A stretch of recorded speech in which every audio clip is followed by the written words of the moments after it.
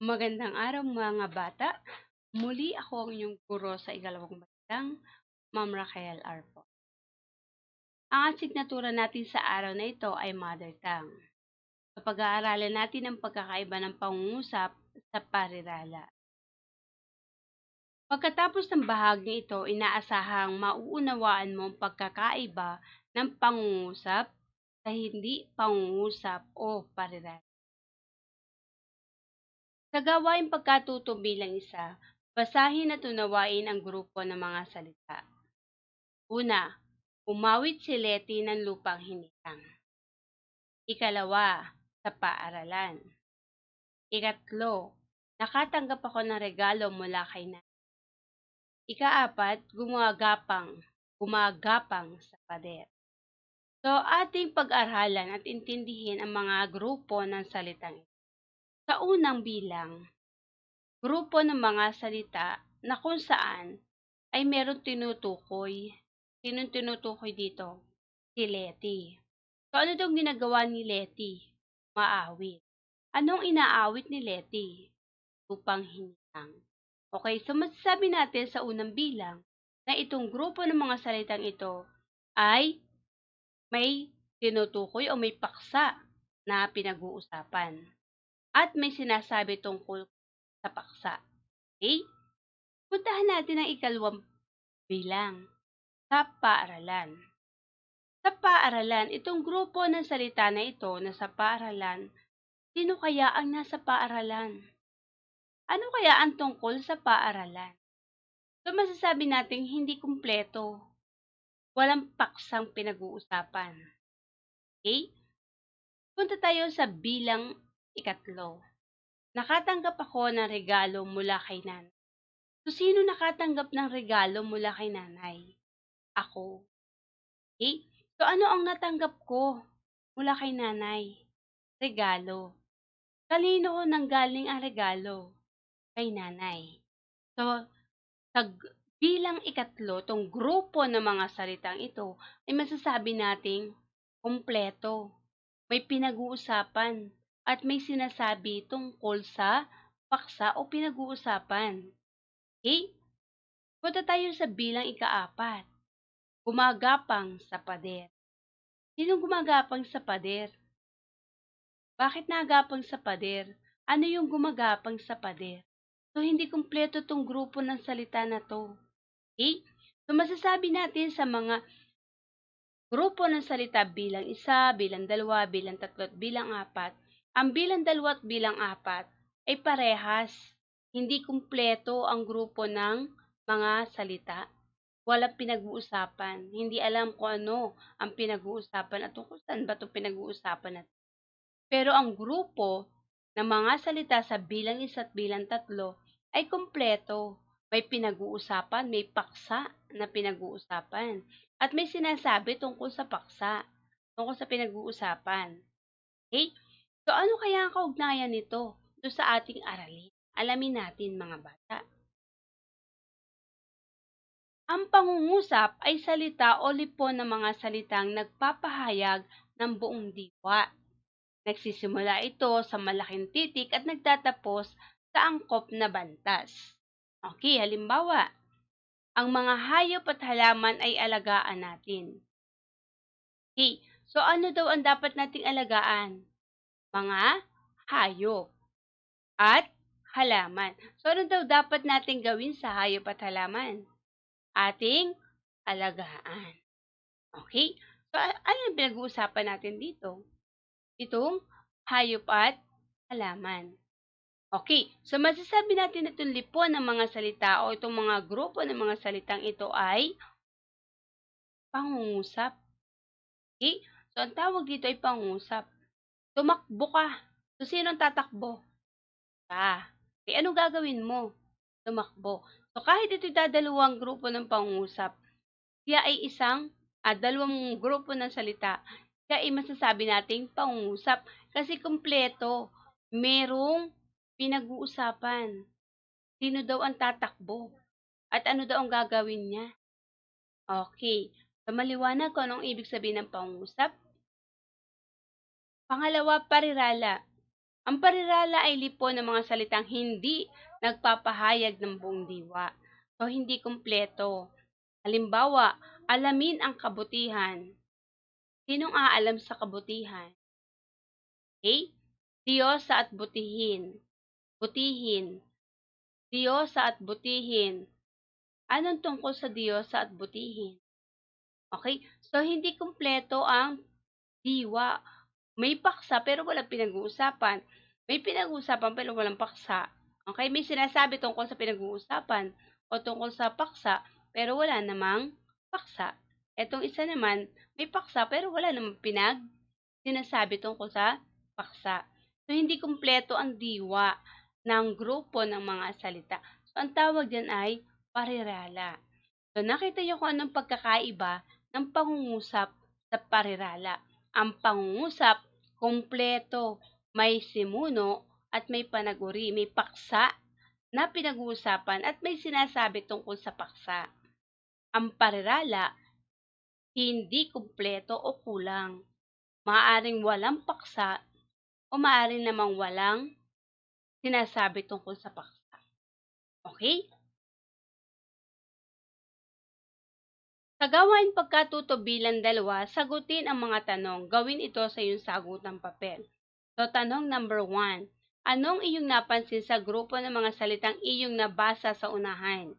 Yung binasa nating grupo ng mga salita sa unahan, na umawit si Leti ng lupang hinirang sa paaralan. Okay, ano ang masasabi mo doon sa mga nabasa mong yun? Ikalawa, ano ang tawag sa mga ito? So, ano ang tawag dun sa mga grupo ng salita na binasa natin sa simula? Ikatlo, paano nagkaiba ang pangungusap sa parirala? So, ano daw ang kaibahan ng pangungusap sa parirala? A.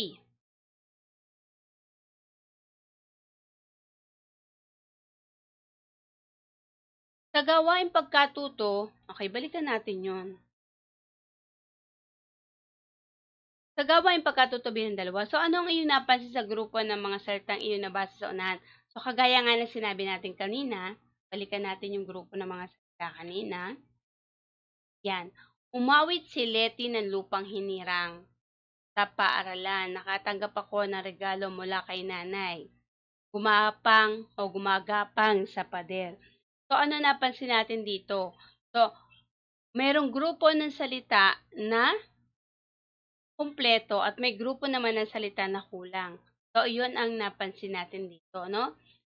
Mayroong buo ang masasabi natin pangungusap at meron namang parirala. Okay, so ano ang tawag sa mga ito? So, ang tawag daw dito, doon sa grupo ng salita number 1 at number 3, so ito ay pangungusap. At ang grupo ng salita bilang 2 at bilang 4, ito ay parirala. So, tanong number 3. So, ano daw ang pagkakaiba ng pangungusap at parirala? So, ano sasabihin natin? So, ang pangungusap ay kumpleto ang diwa, may nagpapahayag ng buong diwa, at ang parirala na naman ay hindi nagpapahayag ng buong diwa. So, yun ang kaibahan nilang dalawa.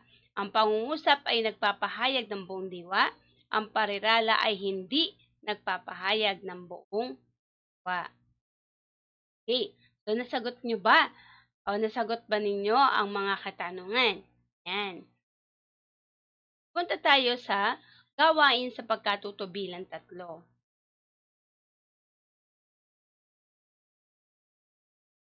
Itala ang iyong mga ginagawa sa inyong tahanan.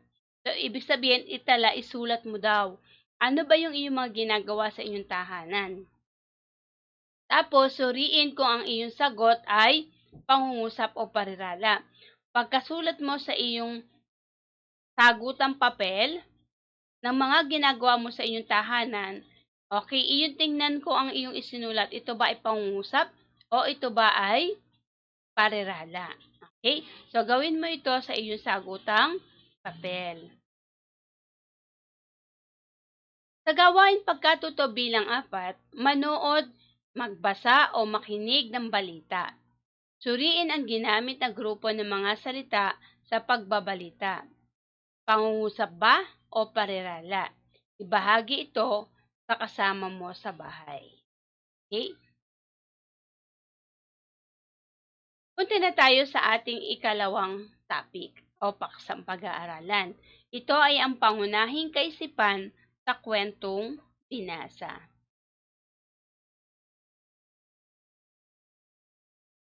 Pagkatapos ng bahaging ito, inaasahang mailalahad at mauunawaan mo ang pangunahing kaisipan na nakakapaloob sa kwentong binasa. Halina at basahin natin ang kwento. Basahin ang kwento at alamin ang pangunahing ideya ng buong kwento.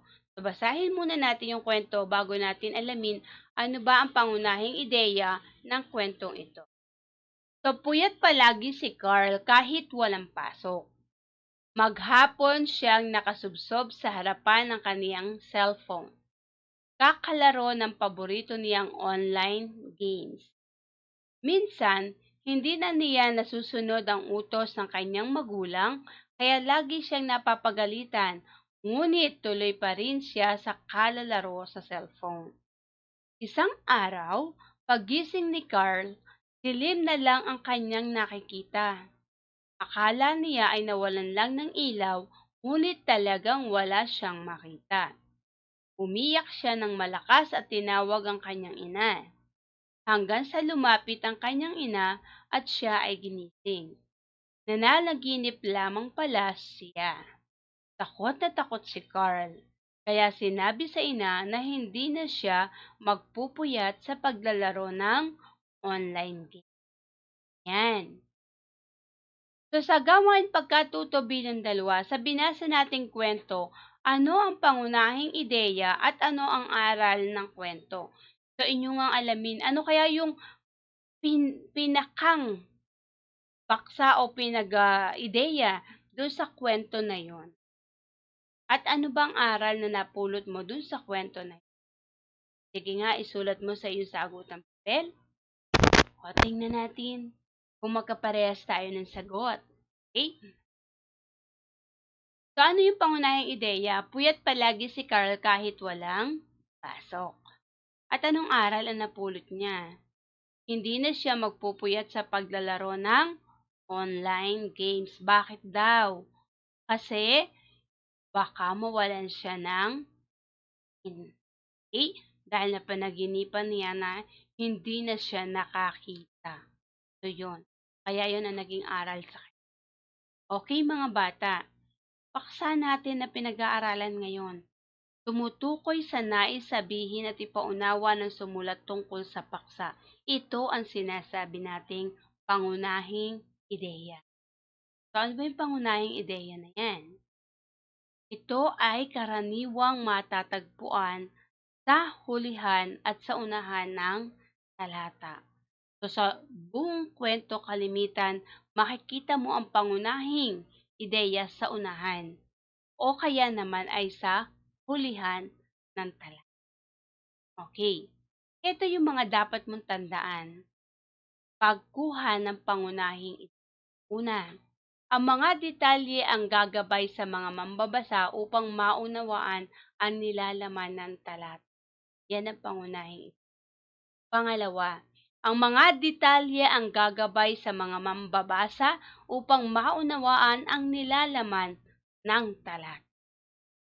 Sumunod, ang pantulong na kaisipan ay nagtataglay ng mahalagang impormasyon o mga detalye.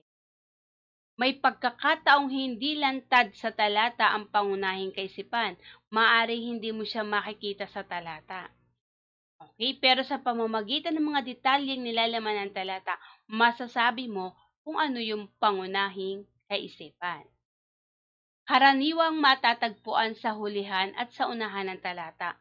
Okay, kung ito naman ay lantad at makikita sa talata, kalimitan doon mo siya makikita sa unahan at sa hulihan ng talata. At ang huli, tumutukoy sa nais sabihin at ipaunawa ng sumulat tungkol sa paksa. So, tandaan nitong mga gabay na to pagkuha ng pangunahing kaisipan.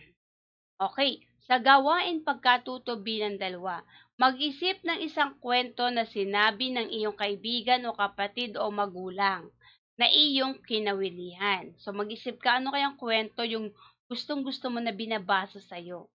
Tapos isulat mo sa iyong sagutang papel at guhitan mo ang pangunahing ideya ng kwento. Okay? Sa gawaing pagkatuto bilang dalawa naman, ito yung kasunod na gawain, manood ka naman ng TV o kaya magbasa ka ng dyaryo. Pumili ka ng isang kwento na ibigay at ibigay ang pangunahing ideya nito. Okay? So, maaring gupitin mo yung dyaryo na kwento na pili mo, ipaskil mo sa iyong sagutang papel, at kulayan mo yung pangunahing ideya. Okay? So, yan lamang ang ating aralin sa araw na ito. So, inyong naunawaan kung ano ang kaibahan ng pangungusap at parirala at ang pagkuha ng pangunahing ideya. So, muli mga bata, ako'y magpapaalam na at magkita-kita muli tayo sa ating susunod na aralin. Paalam mga bata!